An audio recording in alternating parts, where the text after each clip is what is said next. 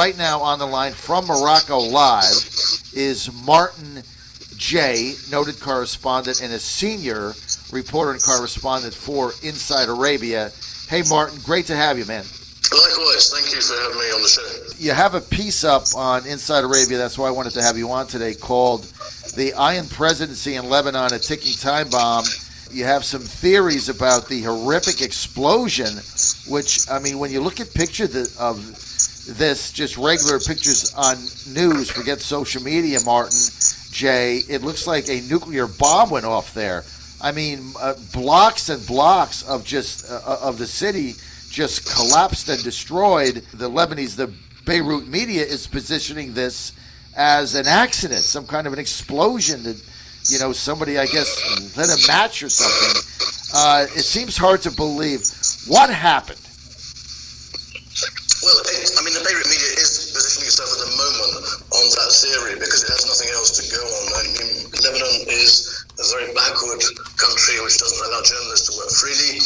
The state has put out this line that this was an accident, and it may well be an accident, John. Well, I think we'll know in the coming days whether it was an accident or not. But when you understand just how the state, the government of Lebanon was formed after the civil war, and how the warlords of the country were not remotely interested in building a state, but really more interested in developing Lebanon as their own private entities, this has accumulated. This level of corruption has reached fever point now in Lebanon, and part and parcel of that level of corruption is rank incompetence on policy decisions. We've seen that so much in the last few years with the present Lebanese government, and also just incompetence on all government ministry levels. I mean, people in these corrupt environments generally don't want to work, they don't want to do their jobs. So if we look at the accident theory, that's possible, it's feasible. A lot of, I would say as much as half of the Lebanese buy into this because they know that the best kept secret in the country is that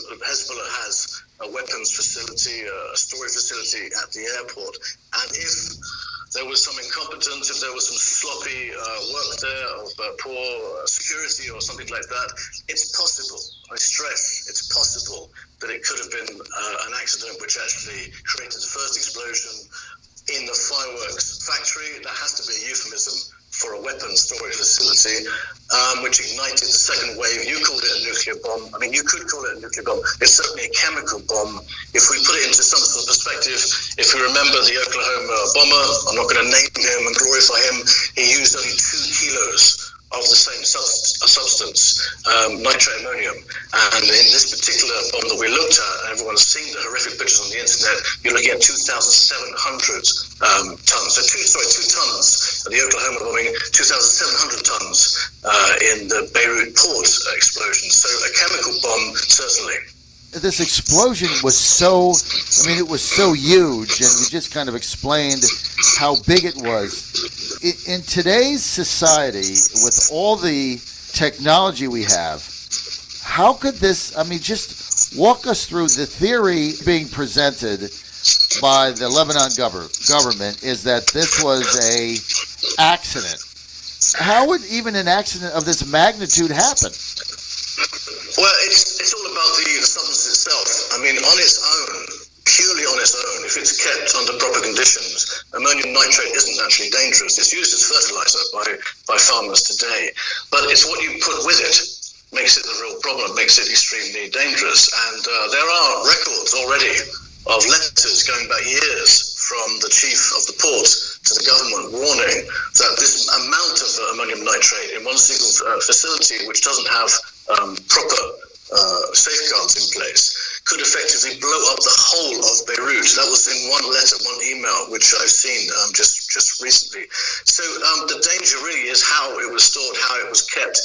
It can't really resist any kind of temperature. You can't put anything close to it which was hot in any shape or form, not even flames, just something quite hot is enough to slowly set off a series of explosions which finally becomes one huge sonic boom, which we saw. It's very, very similar to a nuclear bomb. But I think when we look at how it was stored and the sloppiness that was probably part of it, there is some basis, there is some ground there which people might like to be drawn into, they might like to believe, but I don't personally believe it. I mean, my views is that if Hezbollah had this amount of ammonium nitrate, which they confiscated from a ship in either 2013 or 2011, the reports are a bit hazy, if they kept it there, then they would keep it under very good lock and key. I mean, Hezbollah is a very serious organization, particularly militarily. It wouldn't just leave that in a warehouse like that. It would make sure that it was protected and looked after very properly. My feeling is that it wasn't an accident. My feeling is that somehow we're looking at some sort of rather sinister attack by either people locally wanting to cause chaos within Lebanon or regional players. All right, so let's back up here a second and think this through. We're with Martin J. Martin, senior correspondent with Inside Arabia. Go to InsideArabia.com. My source for news and information on the Middle East, on the Gulf, and on North Africa. Go to InsideArabia.com and go in and bookmark that. Martin J., one of the senior correspondents, Inside Arabia, based in Washington, D.C. Great website.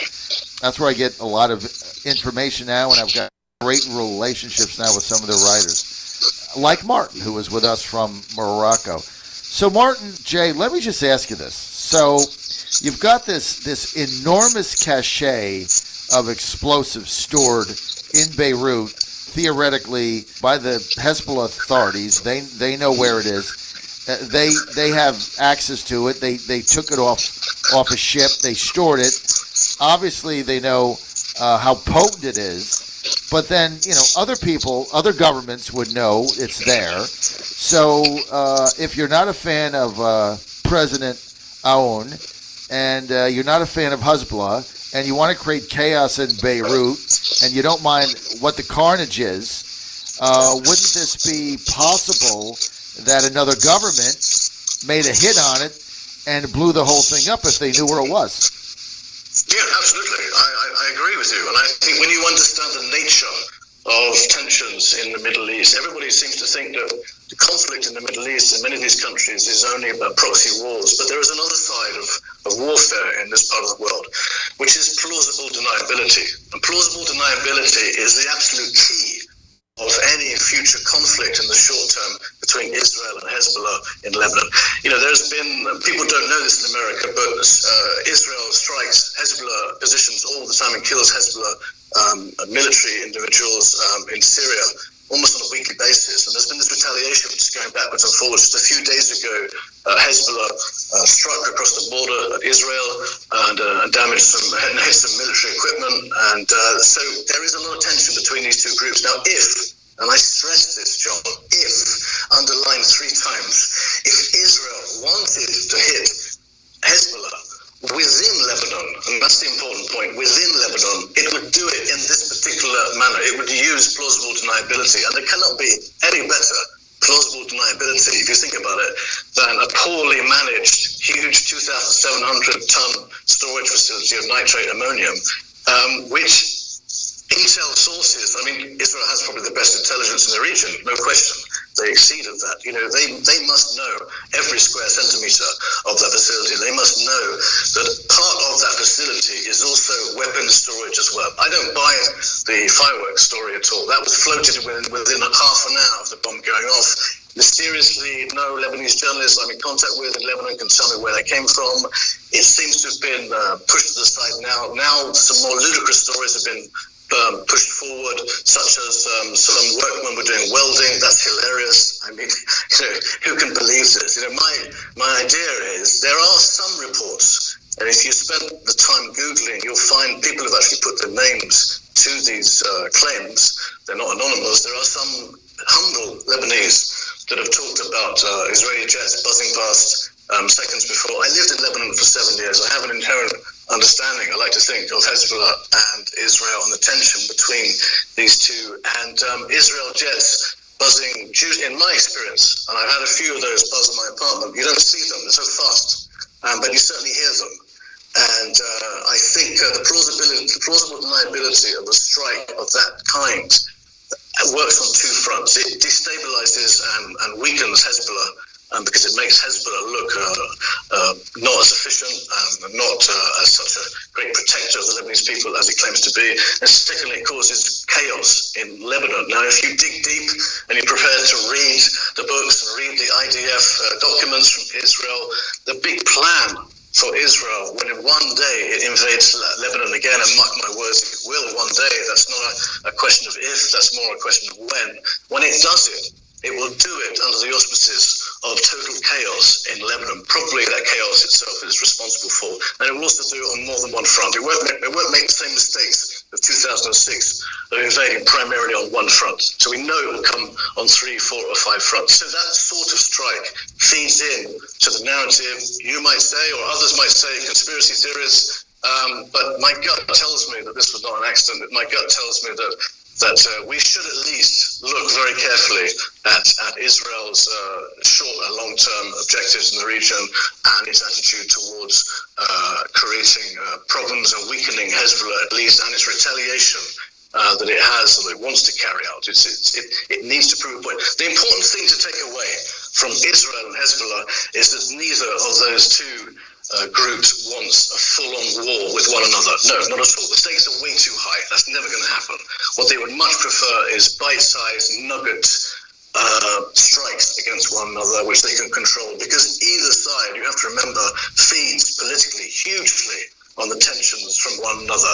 And if you saw the reports on the border just a few days ago between Lebanon and Israel, the Israelis were really milking the political threat of Hezbollah and putting their military positions all beefed up along the border. So there's a lot of international politics at play. But I think we should look much more cynically at this explosion, at this bomb, which went off and took the lives, sadly, of more than 100 people and 4,000 injured in Beirut. You're on the John Fredericks Radio Network, Trucking the Truth Across America. We're with Martin J., senior correspondent, Inside Arabia. Go to InsideArabia.com, my source for accurate news, information, and analysis on the Middle East, the Gulf, North Africa. They're based in Washington, D.C. Martin J. with us. He's live in Morocco reading about this. Martin, I got to tell you, I don't think what you're saying is a conspiracy theory at all. I think it's just piecing together logic. Number one, let me just tell you that, and you brought it up, the red flags for me right off the bat. Yesterday is when various officials were advancing theories of the explosion that were asinine, like somebody was doing welding and a spark went off. I mean, are you kidding me? I mean, seriously?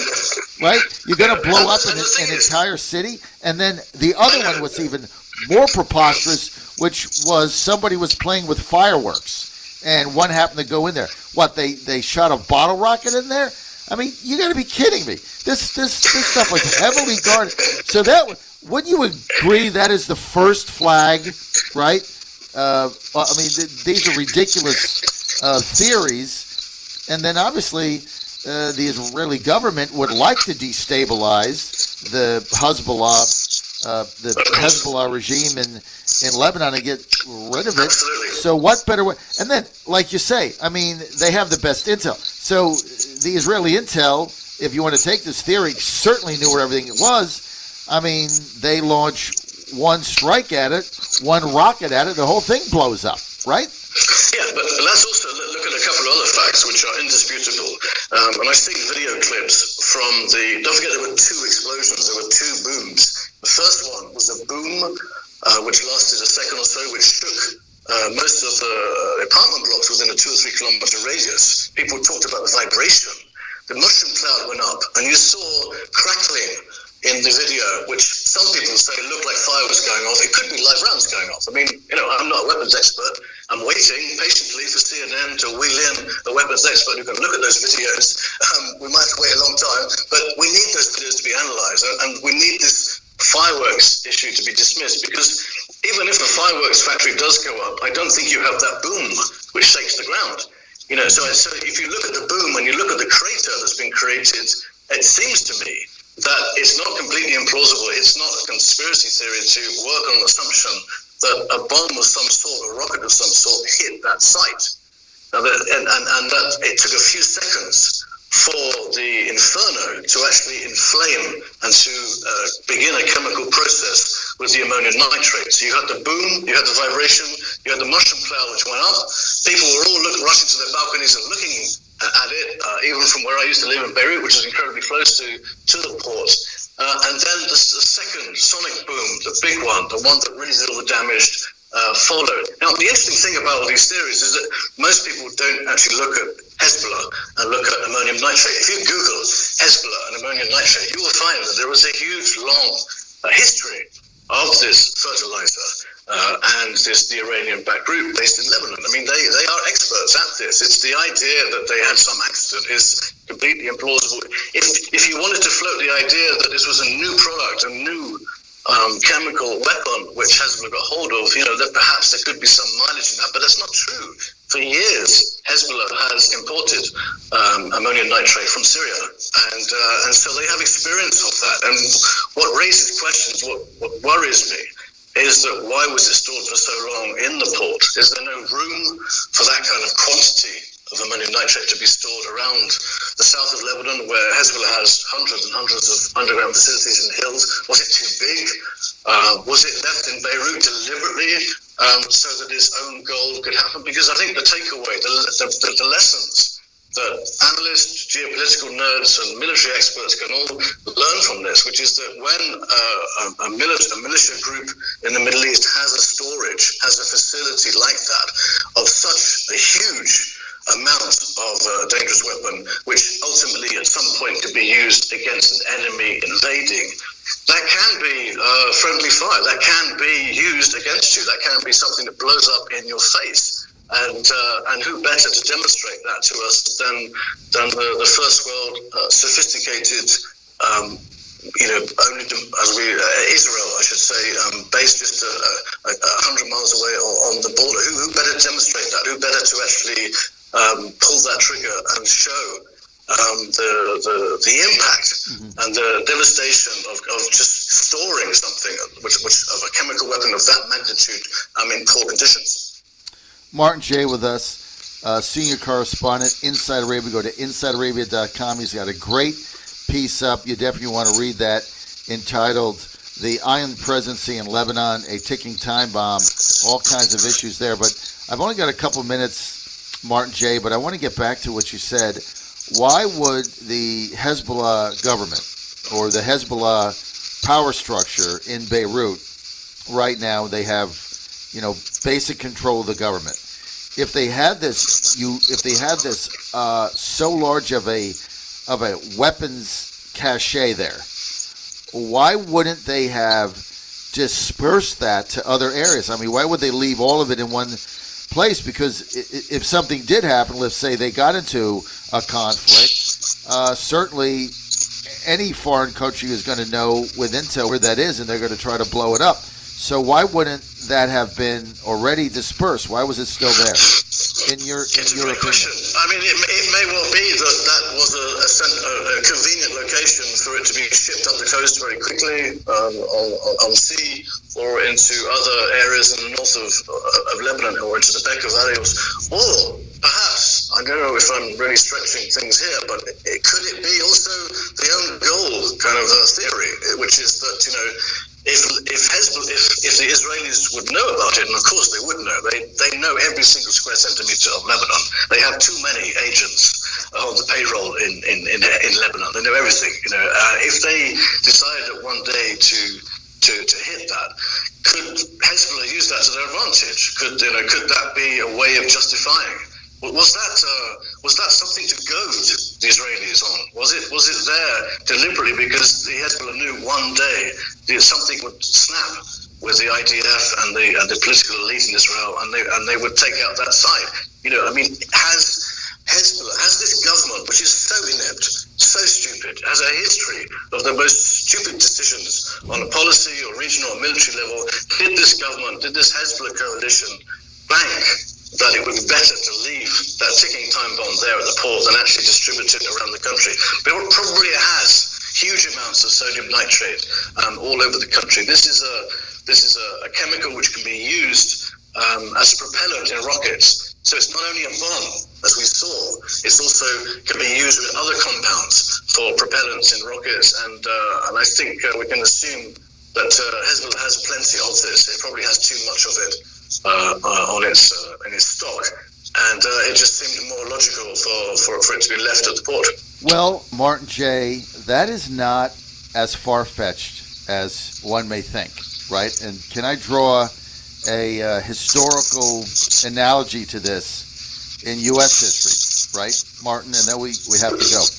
There is a contingent of historians in America that believe that President Roosevelt in 1941 kept our carriers and battleships bottled up in one place in Pearl Harbor, basically what you're saying, goading the Japanese into bombing them, into making an attack on Pearl Harbor, without dispersing the carriers that we had, goading the Japanese into it, because that was the only way that Roosevelt was going to get us into the Second World War, and everybody knew that.